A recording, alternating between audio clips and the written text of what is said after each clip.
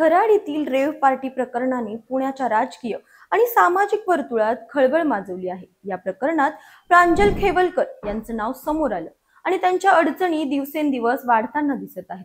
पोलिसांनी छापा टाकला, तपास सुरू झाला आणि आता या प्रकरणात राज्य महिला आयोगाची एंट्री झाली आहे। आयोगाच्या अध्यक्षा रुपाली चाकणकर यांनी पत्रकार परिषदेत खेवलकरांच्या मोबाईलमध्ये अश्लील व्हिडिओ आणि फोटो असल्याचा खळबळजनक दावा केला।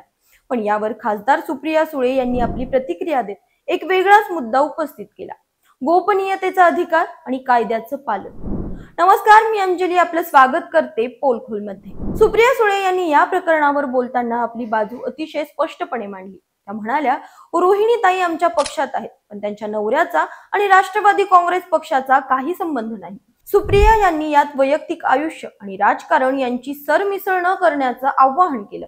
त्यांच्या मते कोणाचं वैयक्तिक आयुष्य हा त्यांचा खासगी प्रश्न आहे आणि त्यावर राजकारण करणं चुकीचं आहे। त्यांनी सुप्रीम कोर्टाच्या राईट टू प्रायव्हसीच्या निर्णयाचा हवाला देत सांगितलं की कोणाचाही मोबाईल पोलिसांनी तपासला तर तो फक्त कोर्टाला दाखवता येतो, तो बाहेर लीक करणं गुन्हा आहे।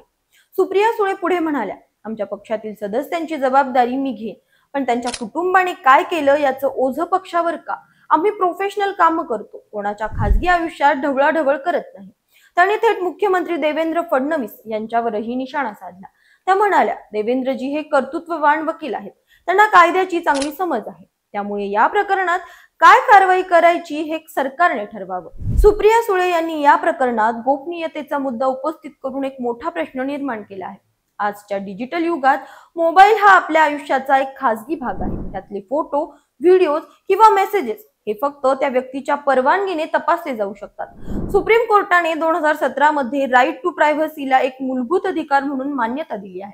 त्यामुळे खेवलकरांच्या मोबाईल मधील कथित अश्लील सामग्रीबद्दल बोलणं आणि ते सार्वजनिक करणं हा कायद्याच्या दृष्टीने गंभीर मुद्दा आहे। सुप्रिया सुळे यांनी हाच मुद्दा पुढे आणत सरकारला आणि पोलिसांना कायद्याचं पालन करण्याचा सल्ला दिला आहे। एकनाथ खडसे यांचे जावई असलेले प्रांजल खेवलकर यांच्यावरचे आरोप आणि त्यांच्याशी जोडलं जाणारं राष्ट्रवादी काँग्रेसचं नाव यामुळे पक्षावरही प्रश्नचिन्ह निर्माण झालं आहे।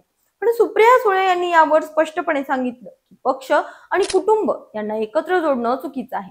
त्या म्हणाल्या, जर माझे पती सदानंद सुळे यांनी काही चुकीचं केलं तर त्याची जबाबदारी मी घेईन, पण त्यांच्या वैयक्तिक आयुष्याचा पक्षाशी काय संबंध? खराडी रेव्ह पार्टी प्रकरण अजूनही तापलेलं आहे। पोलिसांचा तपास सुरू आहे आणि राज्य महिला आयोगानेही यात लक्ष घातलं आहे। पण सुप्रिया सुळे यांनी उपस्थित केलेला गोपनीयतेचा मुद्दा आणि कायद्याचं पालन यावर आता सगळ्यांचं लक्ष आहे। सरकार आणि पोलीस यंत्रणा काय पावलं उचलतात हे पाहणं महत्त्वाचं ठरणार आहे। तुम्हाला काय वाटतं? तुमच्या प्रतिक्रिया कमेंट्स मध्ये नक्की सांगा। अशाच माहितीपूर्वक व्हिडिओसाठी आमच्या चॅनलला लाईक, सबस्क्राईब आणि शेअर करा।